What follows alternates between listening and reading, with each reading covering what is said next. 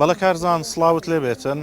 دیارە بانگەشەی هەڵبژاردن لە سنووری مەڵبەندی سۆرانی کۆمەڵی دادگەری لە ماوەی چەند ڕۆژی ڕابردوو کە بانگەشە بەڕێوەچوو بە گەرموگوڕی لە ناوچەکە ئەندام و کادیران و بەرپرسانی مەڵبەندی سۆرانی کۆمەڵی دادگەری بە گەرموگوڕی کاریان کرد بۆ سەرخستنی لیستی 1970 کۆمەڵی دادگەری. ئێستا ئەمە لە کاتژمێرەکانی کۆتایی بانگەشەداین دیارە بەرپرس و کارجێڕانی مەڵبەندی سۆرانی کۆمەڵی دادگەری و بەرپرسی ئەنجومەنەکان و کارجێڕەکانیان ئێستا سەرزەمیان لێرە کۆبوونەتەوە. من بۆ زانیاری زیاتر وە قسەکردن ئەسمەلای بەڕێز مامۆستا مەڕوان گەڵاڵی بەرپرسی مەڵبەندی سۆران. مامۆستا سڵاوتان لێ بێتن. ئەم ماوەی بانگەشە چۆن بەڕێوە بچووە دەنگدەرانی کۆمەڵی دادگەری کە ئێوە قسەتان لەگەڵ کردوون هەڵوێستیان چۆن بوو بەرامبەر لیستی کۆمەڵ؟ بسم الله الرحمن الرحیم. سەرەتا من سوپاسی یەکەی کادیر و ئەندامانی کۆمەڵی دادگەری دەکەم لە سنووری مەڵبەندی سۆران کە زۆر دڵسۆزانە و زۆر لێبڕاوانە لێبڕاون بۆ کار و چالاکی بانگەشە بۆ کۆمەڵی دادگەری بۆ لیستی 1970 و بۆ کاندیدەکانی و مسپاسیان دەکەم و دەستخۆشیان لێ دەکەم و خوازیارم خوای پەروەردگار بیخاتە تەرازوی چاکەکانیان و من زۆر سپاسی دەنگدەرانی لیستی کۆمەڵی دادگەری دەکەم لە سنووری ئیدارەی سۆران و خوازیاریشم ئەو وعد و بەڵێنانەی کە بە کۆمەڵی دادگەریاندا بیبەنە سەر و دەنگ بە لیستی دادگەری بدەن، لیستێکە خیانەتیان لێ ناکە، لیستێکە وەفادار دەبێت لەگەڵیان و بە تایبەتیش خوازیارم کە کاندیدی خۆیان سەرخەن کە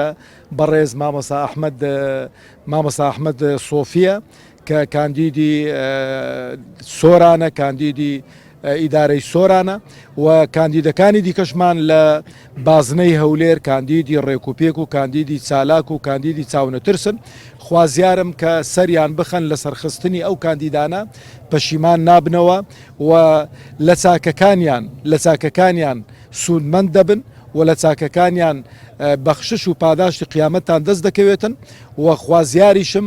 سەری ئێمە و سەری ئێوەش بەرز دەکەنەوە و دەنگێکی دلێر دەبن لە پەرلەمان و خوازیاریشم ئەو چەند ڕۆژەی کەماوە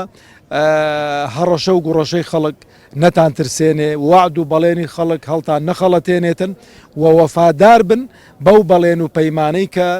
بە ئێمەتان داوە، بە مسلمانانتان داوە و ئەو نوێژەی کە بۆ خوا دەکەن تەبارەک و تەعالە هەمان دەنگدانەکەش عیبادەت و خواپەرستیەکە بزانن کە دەنگەکە بەچێ دەدەن بۆی کە لەسەری قەرزدار نەبنەوە. 33 ساڵە دەسەڵاتدارانی هەرێمی کوردستان بە جۆرێک زوڵ مستەم لە هاوڵاتیانەکەن هەر بە لە بڕینی موچە نەبوونی خزمەتگوزاری وەکو پێویست لە ئێستاشدا بینین بە جۆرە کە بانگەشەکەن خۆیان بە دیندار پیشانەدەن. ئەیانەوەی لەم بوارەش فێڵ لە هاوڵاتیانی هەرێمی کوردستان بکەن. ئێوە پەیامتان چییە بەگشتی بۆ هاوڵاتیانی کوردستان؟ کاک ئازاد، دینداری قسە نییە، دینداری هەڵوێست و مەوقیف و دەبێت لە ژیانی ڕۆژانەدا ڕنگ بداتەوە، دەبێت خەڵک شایەتی دینداریت بۆ بدا. بە تایبەتی کە دەسەڵات کە لە هەڕەمی دەسەڵاتەوە کە دیندار بێت دەبێت لە دام و دەستگا و لە وڵات ڕنگ بداتەوە. دەبێت گە فسق و فجور هەبوو بێتن کاتێکە ئەو هاتۆ فسق و فجورە نەمێنێتن، ئەگە نادادی هەبوو بێتن کە ئەو هات دەبێت نادادی نەمێنێتن، دەبێت دادپەروەری هەبێتن.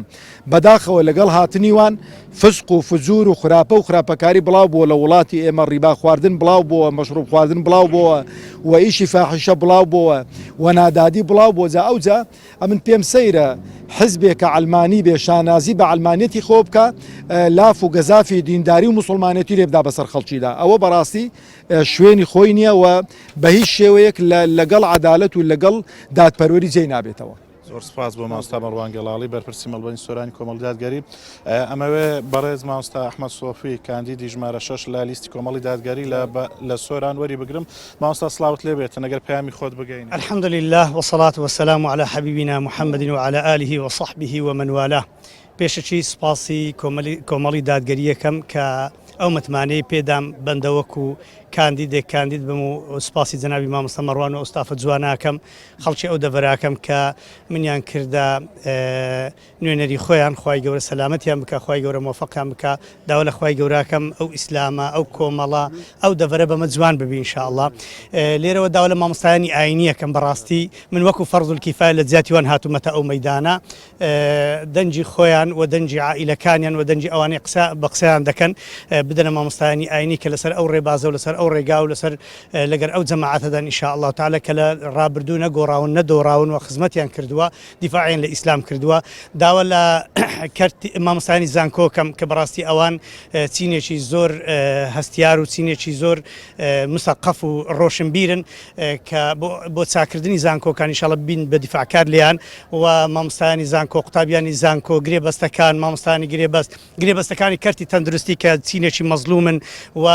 خاوەن پێداویستانی تایبەت و هێزە چەکدارەکان ئەگەر وا بزانن معاش و موچیان لێ حرامە چونکە دەنگ نادەن بە پارتی وێچێتی بالعکس من وەکو مەلایەک پێیان دەڵێم ئەگەر دەنگ بدەن بەوانە معاشتان لێ حرام دەبی نەک دەنگ بدەن بەوانە دەنجان پێ نەدەن معاشان لێ حرام دەبی لەوەی زۆر بە باش بزانن هەرچی پۆلیسە هەرچی لە دەستگاکانی مرور و لە دەستگا حکومیەکانە ئەو معاشان موچەی خۆیانە حەقی خۆیانە سەد هەندێکیان خوراوە و ئەگەر بالعکس کەسێک پشتوانی پشتگیری زوڵم بکە ستەم بکە ئەو کەتی معاشەکەی لێ حرام دەبی نەک ئێستا معاشی لێ حرام ببی کۆمەڵی دادگەری ڕێبازی پێغەمبەران و ئیسلامی گرتوۆتە بەر تا چەندە زەرورە هاوڵاتیانی هەرێمی کوردستان متمانەی خۆیان بە کۆمەڵی دادگەری بدەن کە کۆمەڵی کاندیدی دەستپاک و داوێن پاک و ئەمینیان کردووە لە بەرامبەردا ئەلمانیەکانە بینین لە 33 ساڵی ڕابردوو هیچی وان نەچاندوە تا چەندە زەرورە کۆمەڵی دادگەری خەڵک دەنجی پێبداوە کۆمەڵ بێتە پێش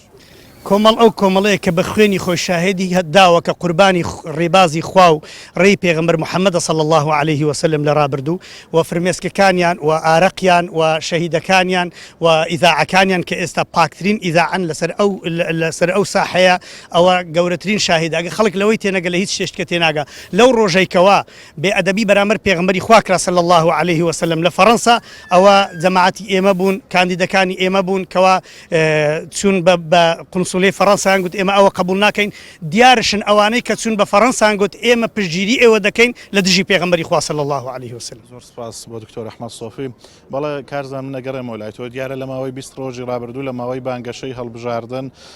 مەڵبەندی سۆرانی کۆمەڵی دادگەری بە گەرموگوڕی بە سەرجەم چین و توێژەکانەوە لە ناوچەکە بانگەشەیان کرد بۆ سەرخستنی لیستی 147 کۆمەڵی دادگەری کوردستان و ئومێدەکەن کەوا هاوڵاتیانی کوردستان لە 20 متمانەی خۆیان بەو لیستە بدەن بۆ ئەوەی کۆتایی بێت بە زوڵم و زۆرداری لە هەرێمی کوردستان.